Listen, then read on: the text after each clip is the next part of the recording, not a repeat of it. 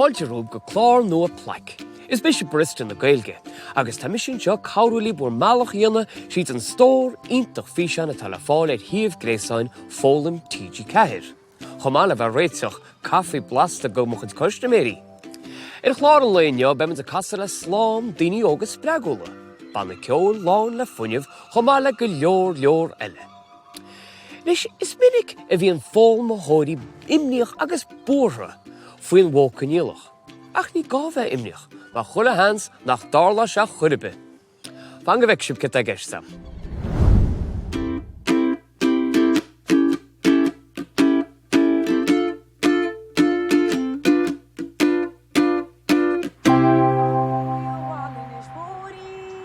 Is chuideach sé cósaí dhéagóirí go seairge. Goile, amach seansad cúpla númadacha a tuairt cúnacham. Ach bíon fuileach ama amsa a gúnaí. Bíon na barista, nar lága díú. Tá muid dá réiteach haon gon scrúdú cainte. Agus deir na múntar go gahamid a bheith ná an labhairt sa Modh Coinníolach. Cathe? Ach ní mé chála tím níomhart faoi. A chula hans nach dála se churibe. Ní hála se a churibe? An Modh Coinníolach. An mó sin a bra Coinníolacha, agus is minic víns na Coinníolacha sin craiceailte. An rótha tusa, an cranchar náisiúnta? Ní heapan é. A mé tusa mar phríomhhaide is scoilte? Ní hála é. A mé tusa mar ochtarán na tíre ba seo amachchairte? Ní heapan é. Ní heapan é. Ach, nach bhfuil tusa thu haon, díreach héis ó Modh Coinníolach a úsáid sa gnáchaint. Tá. Ach is chuid go gnáchaint é. Ach go minic sa scrúdú cainte, bíon na ceistinaí amuideach. An ngúthása an cranchar náisiúnta, céad a dhéaná leis an airigid. Fan go bheice me. A gédul síos, chóinir léanta tíre mór hímpla dam le mar chud méitinaí. Chomála sin, chógain anad óige sa gantar áitiúil, agus churin níos mó áisinaí ar fáil go chuoine óga. Cheanún teachnú go chola chuna go móintir, agus daim seoin bhean campálach am héin. Gnó cosú leis sin maristapus. Agus deire, thiúrainn slám airgid go na bochtán. Áha. Áha chur tú anstrochtúr an sin le agra. Dúsáid tú trí bhríthar sa géad réimnú, dúsáid tú dhá bhríthar sa darna réimnú, agus dúsáid tú bríthar amháin neamh rialta. An áha. Níháin sin, ach dúsáid me meascán de bhríthar atá caol agus bríthar tá lehan. Mu si nach tú tas mertailte agus streitéiseach. Nis, tá sam nach chu ceachtrain gar a bheith caint faoi seo neo. A sé neo lá deire a bheith an barista bosan seo cois chláda. Ach, file tú an saoir seo thugann nach file? Ó, file mé cínte. Nach mise barista na Gaeilge. Tá costa mar é hagan sin seo a bhíonn sa gar a bheith caint in Gaeilge agus ní ára sé sin go deo. Tá bheicach an tím go siastan í líns na rothí go timppla siar na carolní. A tí siúla nuair a cútaí chuine sí súla cadach an airigid. Sláán a stór. Nis nach dhéanann sé sin cíal. Ach bara chluiste bud go minic tá go leor go Modh Coinníolach chaint sa chainte réchama. Is gá go mé arm sa bhealach dhéanana síos cois chláda i ríist agus an aimsir a fésú. Bhí seán eilenis de chuid BLOC TG4 ón trá imma thuairim. Srá a lorgin tuairimí ó dhéagóirí fud fad na tíre faoin a gcuid caithfh aimsirí agus a go suilta pásanta hain. Dúir muid ai ar chaithir ghaire dús agus seo agaí ben. Chun sé seaharm nachhfuil an filíocht faoi riú an seo nach sé obair, sé gachrann san air go lethir tan céad taithanna seach den éos gan bhil agus seán céad geistú bhóta chaithú. Agus níl orbí faoi bhain, tá sé deachar ach déan as far a gáil. An bheith orm beidir go seas na filíocht mé héan dur mar gur bhhaithí mé gur mé rilí gé ruigan a dhéanú. Agus ní Johan mé híon ach amateur níos oige múlúnsa a teach seachta níos. Deing feice mis difer ó uair in san fleiteach sa céad deich fichil bliain. Tá maine le smuinte go isteach san fleiteach agus is rud tá beidir in sin agam ach béle feicáil tá go fáil písa bhag do fallár tá gurí beidir coppla bliain a caiithí sin crack a fáil ógam agus gan bheith rádaí ar faoin síl mar a sílan doíon ar hendir se san fleiteach. Tá mis mar uachtarán ar an glumh na bhain de fáil ar scoil. Mar dhéagóir ceapan go sé tábhachta go bhfuil obair carthanachta ar siúlagain. Bíonn rudaí ar siúlagain chun ceir leis an pobal agus daoine ar scoil comá. Bíonn ceirtonsclubh le déanamh againn. Agus is iad sin tonsclubh cardas, tonsclubh aitheantas, tonsclubh tomste airgid agus tonsclubh idachas. Conig mé an obair na bhain de fáil taobh muid an scoil, agus conig mé go raibh chlár go bhféadfinn é dhéanamh agus dúirt mé bhrála mé sin é dhéanamh. Just denna sé sort an dam níos fearr, agus bhíon sort is féad le ceir le daoine agus tugann sé an deis sin dit agus is brála mé tugann sé sort le mothán dastit nuair déanaan tú rudí mar sin. Gonna fearrála Tosaíonn Ghaeilge nu anna achar go mar táirt a bheith sportúil a acadúil agus a bheith furfar a gach áit an saoil. Thosaigh mé a gcruthaíocht nuair bhí mé 10 bhí mé gcruthaíocht le maithir sa fearr agus thosaigh mé ag tréanáil ar an grón gurrás. Tar éis an grón gurrás thosaigh na rásaí arís agus mar seo thosaigh mé ag rásaíocht. Inis roiíam le club áitiúil Ceolárna ach an saoir sicáta bhí mé gcruthaíocht le fuair na hair an sin fortin Gaeilge. Well, bróálam a bheith mar rothúir profisiúnta ach tá sé anna achar chun é seo dhéanamh talán daoine ar é seo dhéanamh freisin. Thosaigh lán rothóirí níos lú an amise ag tréanáil míchlúití agus mar seo le tógfaigh sé cúpla bliain chun éireú bhachas. Tógann seansú Cail an deis. Ceapan go bhfuil íomh breithechan ar na manó síalta agus go bhfuil pictiúr ann go bhfuil siad fearrfa a bhíonn sin an cása Modh Coinníolach sin. Ó thaobh filters de, peigid sin níos fearr agus tuigh go cíomh go úsáidfá iad ach. Beidir go ceapan daoine óga mar bheith hain go bhfuil sé sin chun sa thóg siad an pictiúr agus beidir go bhfuil siad abrú beag agus abrú beag a déanaigh an dofiir doing. Ní chum an bhán ar na daine sin ag úsáid filters ach beidir cuman níos radio go chum ap cover beag. Nuair tá svidiú braham níos fearr agus feicim níos fástasús. I ggur me déalar bag ceapan bhraham go bhfuil mé an duine so an duine san ram an le cuairdag ruí an thur chur mé an svidiú an braham níos fástasús agus feicim níos fástasús go feicim mar an cuairda. Tá ansa go as ceirú le daoine agus carthanach a thuirt mo chlóide agus cuair a thuirt dómh sin an cinál duine atá anm ceapan go sé ceoltábhacht leir a daoine bíonn go híonn nar atá duine sin agad chun leir le faoin rud.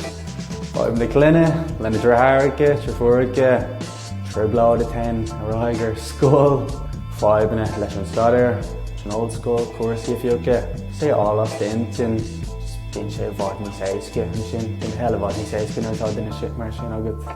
Spráil an cuair le thuirtamh go bhráil an freastal ar an old school agus an sicáíocht dhéanamh ceir le daoine bhfuil an ceirú teastáil.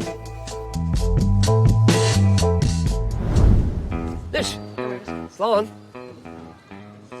Nach nádach sé sin do chrí, daoine óga eiceáil ó gach ceargan tíre sa gar féosach ar a dam, idir folaíocht, obair agus na meáin hóisialta. Má sin. Tá sé am téanis, má go muid go bise gairid fógrachta a thuigáil. Ach náidir na go dearmal go na míran na seo ar fad chomála go leor eile le fáil ar híomh gréasáin fólam TG4. Feice me ag an rá vandarship. Slán tamanín.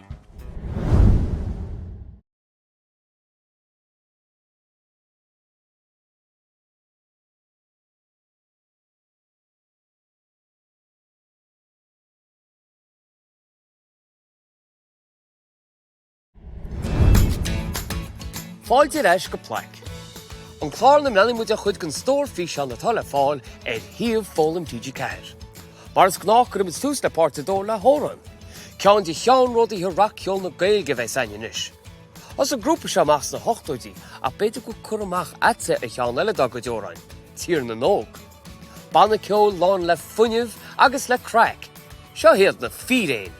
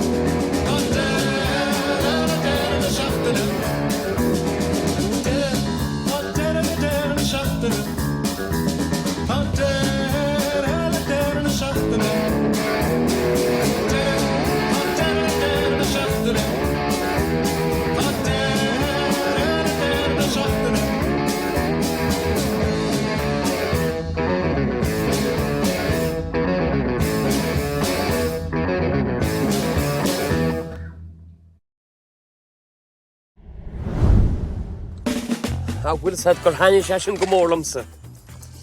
Bhín Ceol Na Fíréin siúil amsa sa maristarbus go minic.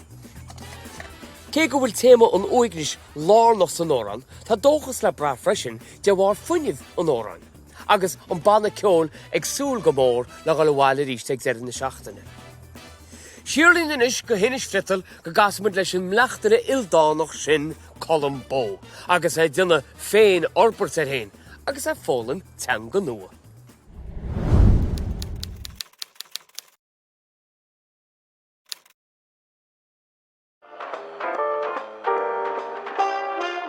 Amma elogi aya Ogana Iha chún ór a bhíontaí, bhí cuasaí meall, rómheall. Ach, becomlam, bhí an man féin orbathe, tá san catar agus, í féidir forfachta eabsú. Beidir é, ach, heasta gúm Cherokee a eablam. Ó CEO. Teanga mar a bh dúirt na dúiltóirí. Curmú airgad a dúirt ar mela. Brú síos agus brú amachí de dúirt ar réin. Curmach go bhíonn ar scéal sa running. Arjang a fhí chosúir bháin. Argoltóir i léig. Ach échar is an ghuaileann ag bláthú léithí ar rís argoltóir agus ar féinúlacht ag díalsiú amach chun a grítha. mar atá ráta ag nua roiní ghónal rannaí, churam mo ghógus ar snáb. Cáhí dógus a bheith ag gcuid. Tír gan taga, tír gan anam. A bhfuil éideanna ag smíanam ar an jam Cherokee.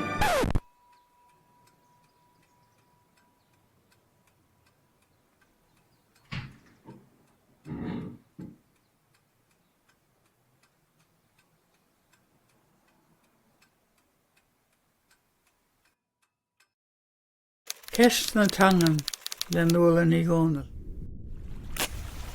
Cuirim mo ghóchas ar snáb, I mádín tangan. Fé mar I leagfáin níonán I gléomháin, a bheith fitte fuirte de ghíló go fellastum, agus bitumin agus pic le cimilte le na hóin. An son na leagas síos I measc na ngeolcach, is chuigil na man sí le taobh na hain. Féchant na ríis cá dúrthaigh an strathaid. Féchant dá le bhuaise an bhórthaigh I níon orann.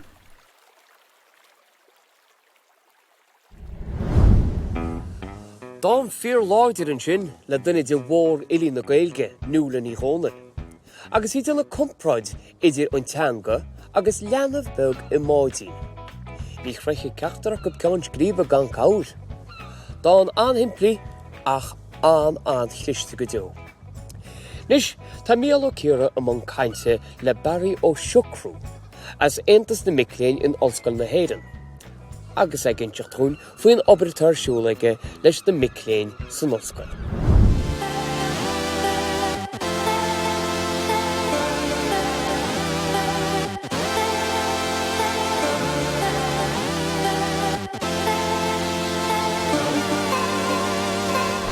Bara, Jasú Echo. Jasú Escin to Bhíl, chun an tú? Tá mí ar Jós, inisisiún fuair hain. Well, is mis Barry Sugrue, is as trolí chunta hírí dom ó thuchais, haman ansos an Ollscoil ag freisler an Ollscoil agus ag obair san Ollscoil á Gaeilge agus aisriúchána á dhéanamh gomsa.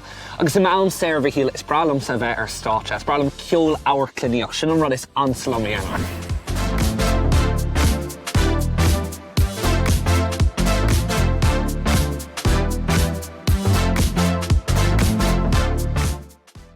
Bara tá tú ag freastal ar Ollscoil na Gaeilge lethar na huaire, inis som faoin eispris sin. Well, ní ráis riomh gafa le cuasaí a dachas le bheith anar cleath a Bhíl, nuair bhí mé sa bhascoil, ní raibh mé gafa le scrúdathe, níor chuí mé a bhaim nó ag leis mrú a bhí ann le scrúdathe, ach ógur tháinig mé Ollscoil na Gaeilge chun ar bhfuil sé sin tréis a athrú go hiile is go thomláin, chun saoil Ollscoile bhd níos éasca, bhd níos mó tarbheith buint leis, agus taithníonn sin go mór lom.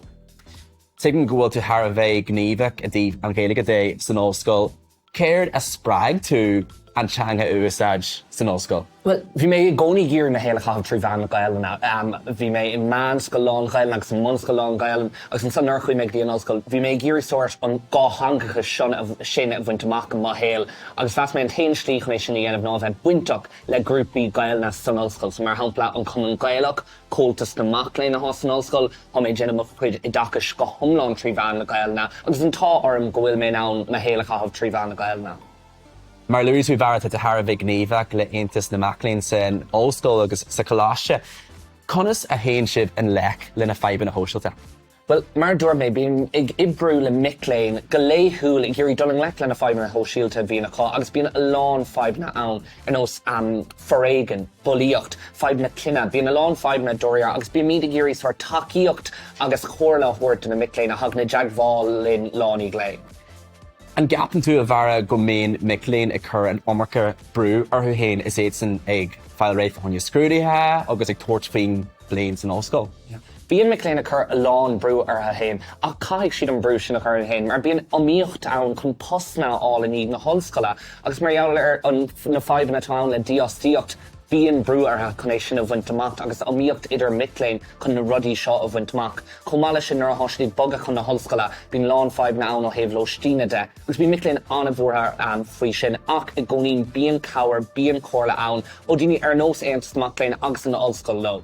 Agus cinnte fásta go tú thar a bheith gníomhach a dtíobh an cultúr dé chumá meas tú ar sppraig sé sin thu dulan lech leis an teanga Micheál ar do thostaí leis an cultúr. Cinnte, choluas go dtigann tú cultúr na Gaeilge agus feabhas na agus priviléid na Gaeilge na chomá. Bíonn sé anna éasca an ghrá sinna Herbert agus ás an tain. Agus stochas Micheál ar an bhainte bí agam leis an cultúr le stocha le stochracht agus le curchan cín an teanga de bhí mé ná an ghrá a Herbert.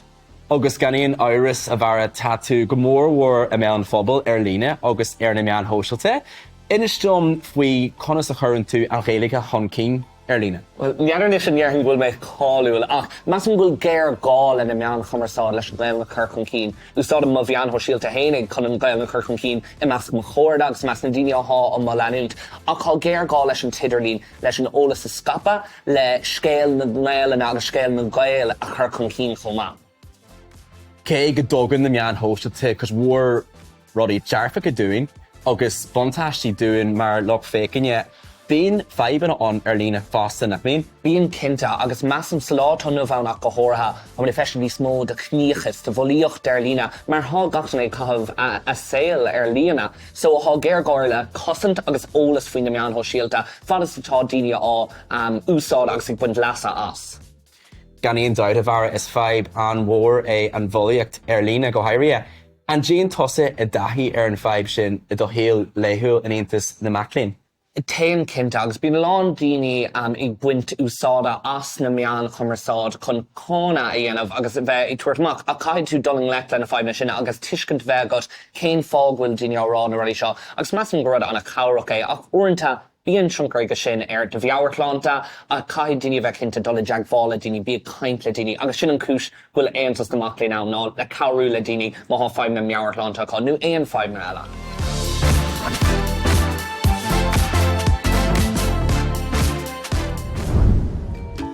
Fearóg le neart fuinne bhín sin agus spreagach éon duine óga tá freastal ar an ollscoil.